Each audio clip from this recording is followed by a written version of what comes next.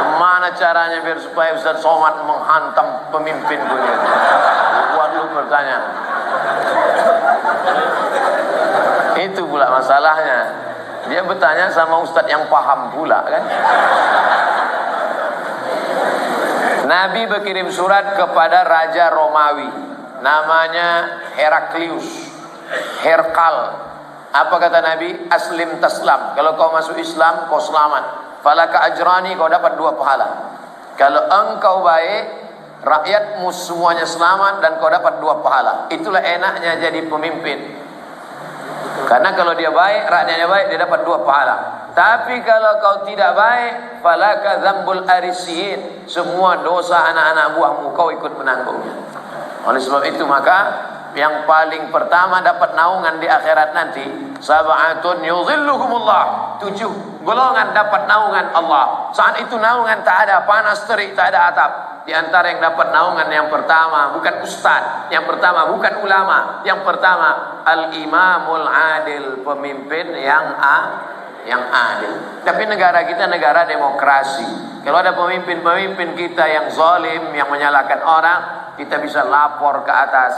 Ada laporan, bapak-bapak pegawai kepala dinas lapor ke Pak Wali Kota. Pak Wali Kota ada laporan ke atas, ada atasan, ada BPK, ada Inspektorat Jenderal, ada macam. Bapak-bapak polisi, tentara lapor ke Propam, ada atasan yang bisa kita laporkan. Kalau takut kirim surat kaleng.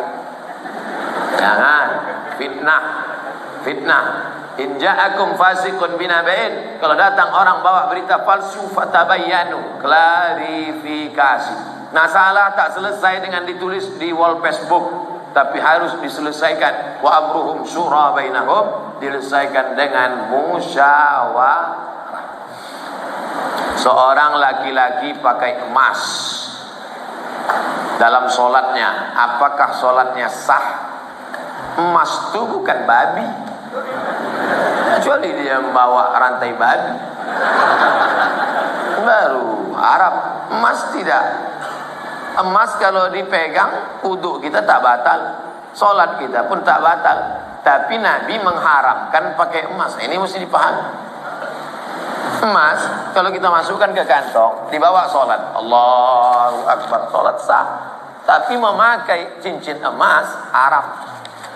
Bapak-bapak yang pakai cincin emas, buka sekarang juga. Tak ada gunanya pengajian. Tak ada guna pengajian. Nantilah mubazir mengaji. Bapak-bapak yang sekarang pakai cincin emas, buka sekarang juga. Tak perlu tunjukkan, pelan-pelan aja dari bawah. Buka masuk. Balik dari sini, jual.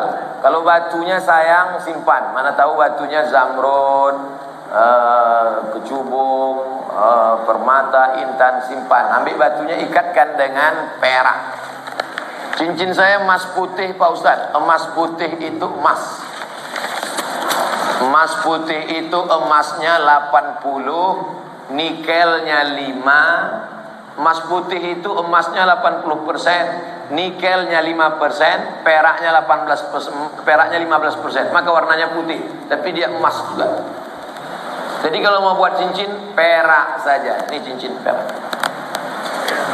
Batunya zamrud, asli. Mereknya Casio, kasih orang. Tak pernah saya beli. Kalau sempatlah saya beli sekian puluh juta, lalu kemudian anak yatim tak sekolah, neraka jahanam tempat saya. Bisa pula anak yatim tak sekolah, cincin kita 30 juta. Pak, minta makan Pak, belum makan pagi, kata anak yatim di lampu merah. Kita mau. Nauzubillah. Oleh sebab itu maka yang punya cincin emas, wahai Imam Syafi'i, kenapa laki-laki Islam tak boleh pakai cincin emas? Apa kata Imam Syafi'i? Robek hati orang miskin menengok cincin emas. Aku makan pun payah, kau sampai hatilah pula pakai cincin emas. Matilah kau cepat, kata dia. Hancur hati dia.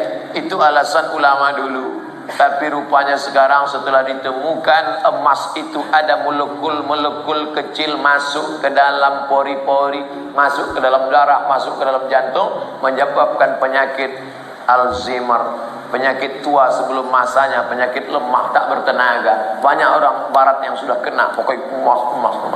Lalu kami yang perempuan Pak Ustaz, yang perempuan dia masuk ke dalam, keluar lagi melalui darah menstruasi haid. Makanya kalau ada bapak yang haid, pakailah.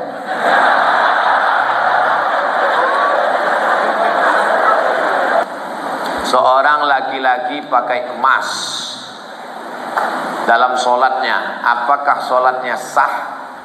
Emas itu bukan babi, kecuali dia membawa rantai babi, baru Arab. Emas tidak. Emas kalau dipegang, wudhu kita tak batal, solat kita pun tak batal. Tapi Nabi mengharamkan pakai emas. Ini mesti dipahami.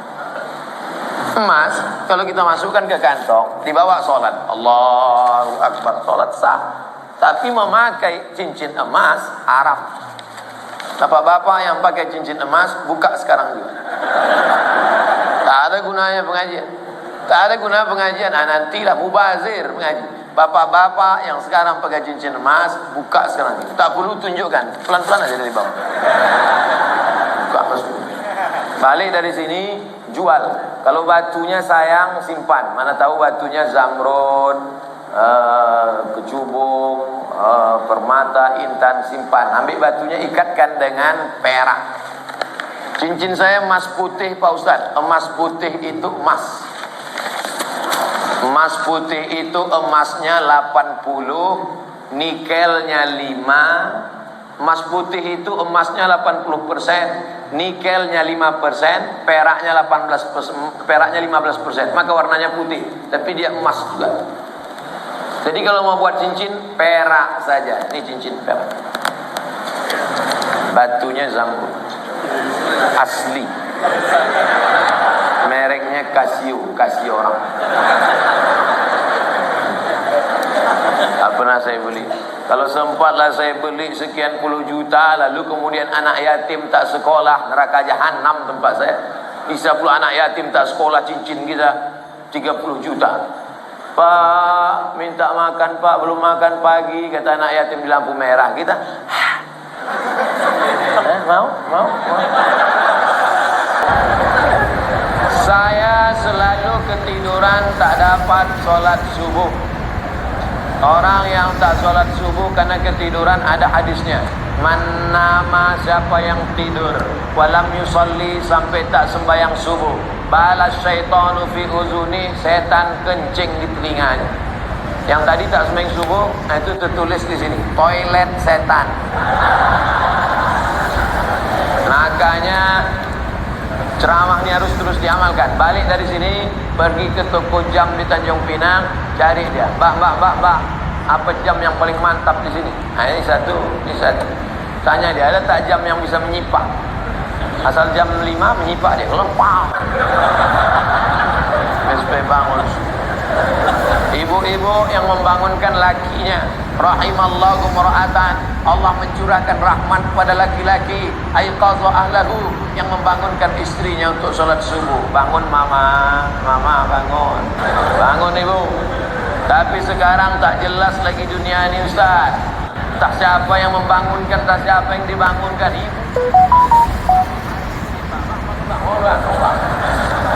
Yang aslinya kalianlah laki-laki yang membangunkan perempuan. Tak satu dua perempuan mengadu melapor, Ustaz, kusangka dulu kalau nikah sama dia aku bahagia, dia PNS golongan 4A, gajinya banyak, tunjangannya hebat, rumahnya besar, mobilnya mewah. Ternyata setelah nikah sama dia menderita, Ustaz, macam tidur sama babi hutan.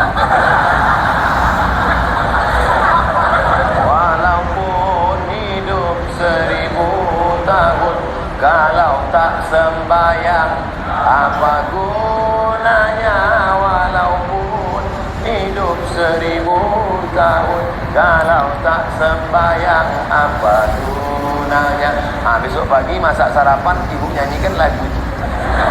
Walaupun hidup 1000 tahun, sambil ngacau, walaupun hidup. Kau nyindir aku ya? Enggak, aku tak ada nyindir. Aku tak ada nyindir. Ini lagu Ustaz Somad semalam waktu di masjid.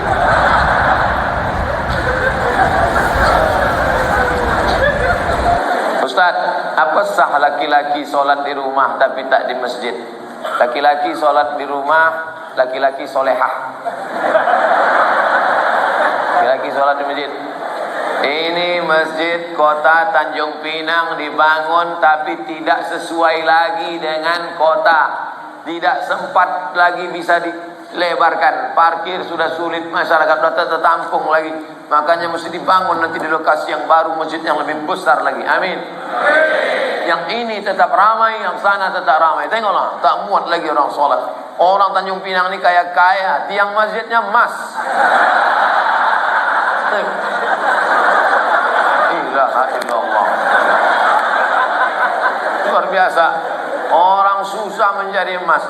Laki-laki di Tanjung Pinang tak ada yang pakai emas, karena mereka mau menunjukkan kayanya bukan dengan cincinnya, tiang masjidnya emas.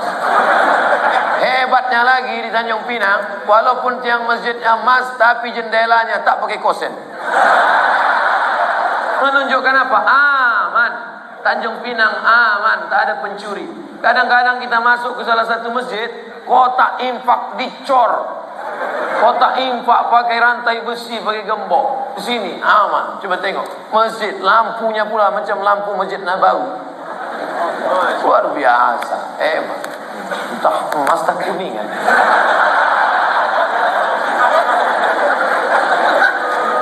Apa maksud saya? Nikmat yang sudah besar ini maka dibalas dengan sholat berjamaah. Tapi rasanya mengajak orang Tanjung Pinang sholat berjamaah mubazir. Karena sholat berjamaah di Tanjung Pinang, coba tengok, melimpah ruah sampai tak muat keluar-luar. Tengok, itu yang di luar-luar yang berdiri itu juga dapat pahala sholat berjamaah.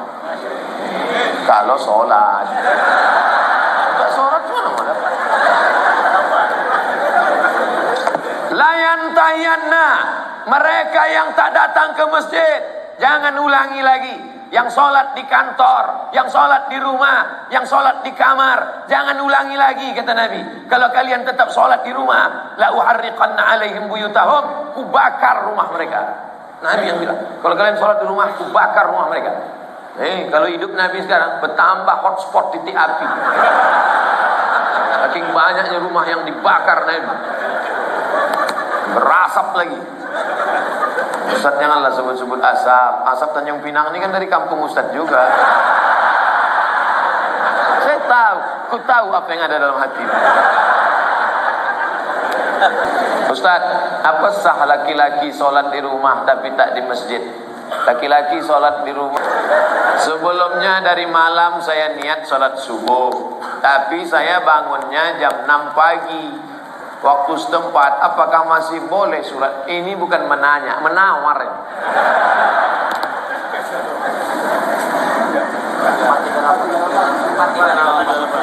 Subuh 4.38. Imsak subuh, zuhur, asar, maghrib, isya.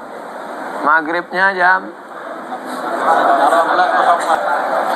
Kalau maghribnya jam 6:04. Kalau maghribnya jam 6:04, kurangi 15 menit. Begitu cara mengukur isyraq. Boleh sholat sunat isyraq itu 15 menit lewat syuruk. Syuruk matahari terbit. Syuruk matahari terbit. Jadi kalau begitu, syuruk matahari terbit di Tanjung Pinang jam 5.50. 5.50 tambah 15 menit baru boleh sholat sunat isyraq jam 6:05. Itu jam kita ini imsak ada tapi isyraq tak ada. Cara mudah untuk isyraq, tengok maghribnya. Jam berapa maghribnya, begitu boleh isyraq. Kalau maghribnya jam 6:04, maka boleh sholat sunat isyraq jam 6 subuh lewat 5. 15 menit sebelum itu subuh sudah habis. Maka di Tanjung Pinang untuk saat ini subuh sudah habis jam 5.50. Kawan nih bangun jam 6. Ini kencing toilet setan juga. Oleh sebab itu jangan sampai tak sholat subuh. Bangun sholat subuh walaupun lambat jam 5.30. Ada waktu 20 menit lagi, jangan langsung sholat subuh, tapi qabliyah subuh. Karena qabliyah subuh khairum minad dunya wa ma fiha. usolli sunnata subhi rak'ataini qabliyatan. Rakaat pertama qul ya ayyuhal kafirun, rakaat kedua qul huwallahu ahad, baru iqamat, baru salat subuh. Jangan tinggalkan qabliyah subuh, jangan tinggalkan qabliyah subuh walaupun terlambat. Sebelumnya dari malam saya niat salat subuh, tapi saya bangunnya jam 6 pagi waktu setempat. Apakah masih boleh surat? Ini bukan menanya, menawar.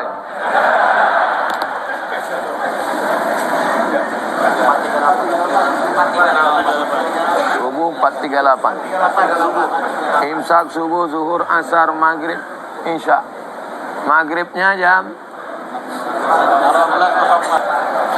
Kalau maghribnya jam 6:04, kalau maghribnya jam 6:04, kurangi 15 menit. Begitu cara mengukur isyraq. Boleh sholat sunat isyraq itu 15 menit lewat syuruk. Syuruk matahari terbit. Syuruk matahari terbit. Jadi kalau begitu, syuruk matahari terbit di Tanjung Pinang jam 5.50 tambah 15 menit baru boleh sholat sunat isyraq jam 6:05. Itu jam kita ini imsak ada tapi isyraq tak ada. Cara mudah untuk isyraq, tengok maghribnya. Jam berapa maghribnya, begitu boleh isyraq. Kalau maghribnya jam 6:04, maka boleh sholat sunat isyraq jam 6 subuh lewat 5. 15 menit sebelum itu subuh sudah habis. Maka di Tanjung Pinang untuk saat ini subuh sudah habis jam 5.50. Kawan nih bangun jam 6. Ini kencing toilet setan juga. Oleh sebab itu jangan sampai tak sholat subuh. Bangun sholat subuh walaupun lambat jam 5.30. Ada waktu 20 menit lagi, jangan langsung sholat subuh, tapi qabliyah subuh. Karena qabliyah subuh khairum minad dunya wa ma fiha. Usolli sunnata subhi rak'ataini qabliyatan. Rakaat pertama qul ya ayyuhal kafirun, rakaat kedua qul huwallahu ahad, baru iqamat, baru salat subuh. Jangan tinggalkan qabliyah subuh, jangan tinggalkan qabliyah subuh walaupun terlambat. Sebelumnya dari malam saya niat salat subuh, tapi saya bangunnya jam 6 pagi waktu setempat. Apakah masih boleh surat? Ini bukan menanya, menawar.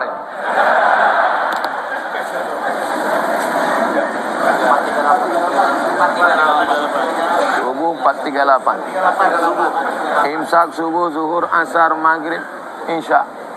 Maghribnya jam.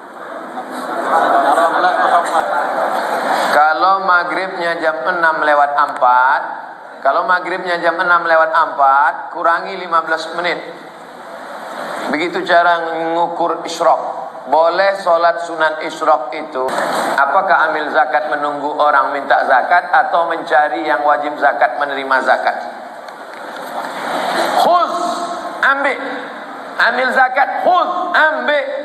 Bukan, hai orang beriman, berzakatlah. Yang mau zakat silakan, yang enggak mau enggak apa-apa. Bukan begitu bunyi ayatnya. Khuz, ambil. Makanya yang punya jabatan kekuasaan buatkan perda, peraturan daerah, bayar zakat. PNS, ASN, perusahaan, BUMN bayar zakat ke Basnas. Yang tak mau bayar zakat tekan materi 6.000, siap dipindahkan ke sejauh mata memandang. Bisa apa tak bisa? Sudah, kata Pak Wali. Sudah diterapkan. Langsung zakat potong atas. Abdul Somad jadi tim sosialisasi zakat provinsi 5 tahun. Bayarlah zakat. Tak takut orang. Tak ada jabatan, tak ada kekuasaan. Tapi begitu bupati tanda tangan, perda bayar zakat. Langsung 10 miliar. Selama saya ceramah, yang paling besar zakatnya Aceh Barat, Meulabu, 15 miliar kabupaten. 15 M. Pas saya ceramah sana, saya tak tahu.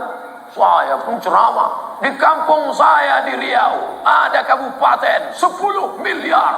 Mereka senyum-senyum. Pas makan, berapa tadi Ustaz? 10 saya bilang. Kami 15. mati saya Abdul Somad akan datang, kalau mau ceramah tanya dulu. Pastikan kita lebih besar. Maka saya ingat betul itu. Mau labuh itu 15 dulu 4 tahun yang lalu. Sekarang lebih besar lagi. Apakah ambil zakat menunggu orang minta zakat atau mencari yang wajib zakat menerima zakat? Khuz, ambil zakat, khuz, ambil. Bukan, hai orang beriman, berzakatlah. Yang mau zakat silakan, yang enggak mau enggak apa-apa. Bukan begitu bunyi ayatnya. Khuz, ambil.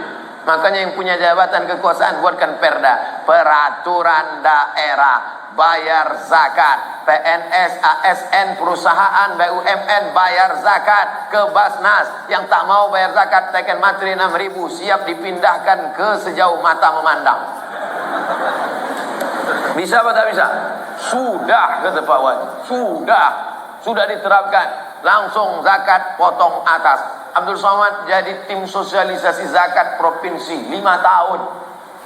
Bayarlah zakat. Tak takut orang. Tak ada jabatan, tak ada kekuasaan. Tapi begitu bupati tanda tangan, perda bayar zakat, langsung 10 miliar. Selama saya ceramah, yang paling besar zakatnya Aceh Barat, Meulabu, 15 miliar kabupaten. 15 M. Pas saya ceramah sana, saya tak tahu. Saya pun ceramah. Di kampung saya di Riau, ada kabupaten 10 miliar. Mereka senyum-senyum. Pas makan, berapa tadi Ustaz? 10, saya bilang. Kami 15. Kalau mati saya Abdul Somad akan datang, kalau mau ceramah tanya dulu. Pastikan kita lebih besar. Maka saya ingat betul itu. Mau labuh itu 15 dulu 4 tahun yang lalu. Sekarang lebih besar lagi. Apakah ambil zakat menunggu orang minta zakat atau mencari yang wajib zakat menerima zakat? Khuz, ambil zakat, khuz, ambil. Bukan, hai orang beriman, berzakatlah. Yang mau zakat silakan, yang enggak mau enggak apa-apa. Bukan begitu bunyi ayatnya. Khuz, ambil. Makanya yang punya jabatan kekuasaan buatkan perda, peraturan daerah, bayar zakat, PNS, ASN, perusahaan, BUMN bayar zakat, ke Basnas yang tak mau bayar zakat teken materi 6.000 siap dipindahkan ke sejauh mata memandang. Bisa apa tak bisa? Sudah, kata Pak Wajib, sudah diterapkan. Langsung zakat potong atas. Abdul Somad jadi tim sosialisasi zakat provinsi 5 tahun. Bayarlah zakat. Tak takut orang. Tak ada jabatan, tak ada kekuasaan. Tapi begitu bupati tanda tangan, perda bayar zakat, langsung 10 miliar. Selama saya ceramah, yang paling besar zakatnya Aceh Barat, Meulabu, 15 miliar kabupaten. 15 M. Pas saya ceramah sana, saya tak tahu. Saya pun ceramah. Di kampung saya di Riau, ada kabupaten 10 miliar. Mereka senyum-senyum. Pas makan, berapa tadi Ustaz? 10, saya bilang. Kami 15. Kalau mati saya Abdul Somad akan datang, kalau mau ceramah tanya. Bagaimana cara menegur khotib yang lupa rukun khutbah? Kasih tahu, Pak Khotib lupa. Rukun khutbah 5. Semua laki-laki di sini wajib bisa khutbah. Karena mana tahu nanti pergi ke pulau. Kebetulan ditugaskan Pak Wali pergi ke pulau. Sampai di pulau ada sholat Jumat. Apa kata pengurus masjid? Hari ini Jumat tidak jadi karena enggak ada khotib. Karena khotib mencret. Karena khotib demam. Maka PNS yang datang tadi berdiri. Saya bisa jadi khotib. 5 rukun khutbah. Naik ke atas mimbar. Alhamdulillah wassalatu wassalamu ala rasulillah ya ayyuhalladzina amanu taqullah usikum wa nafsi bitaqwallah Allahumma fir lil muslimina wal muslimat. Duduk. Habis itu tegak lagi. Alhamdulillah Allahumma salli ala sayyidina Muhammad ya ayyuhalladzina amanu taqullah usikum wa nafsi bitaqwallah Allahumma fir lil muslimina wal muslimat. Dah, umat. Rukun khutbah cuma 5. Alhamdulillah, salawat, ayat, wasiat takwa, doa.